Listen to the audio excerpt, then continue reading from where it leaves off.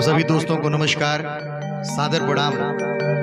मैं संगीतकार अवधेश चौधरी। जैसा कि आप सभी के बीच में एक भजन बड़ा ट्रेंड में चल रहा है, रोवे ले रघुराई, जिसको आदरणीय पवन सिंह ने गाया है।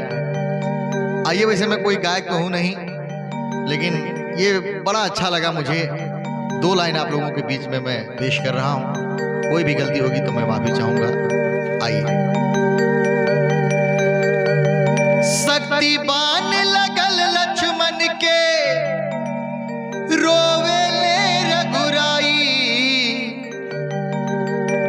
शक्तिबान लगल लक्ष्मण के, रोवे ले रघुराई। अखिया खोला बबुआ हो, अखिया खोला बबुआ, बोलब के छोटका भाई। अखिया खोला बबुआ,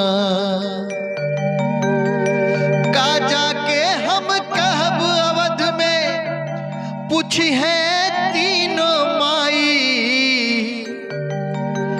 का जाके हम कहब अवध में, पूछी है तीनों माई। अखिया खोला बबुआ हो, अखिया खोला बबुआ, बोलब के छोटका भाई। बोलब के छोटका भाई। अखिया खोला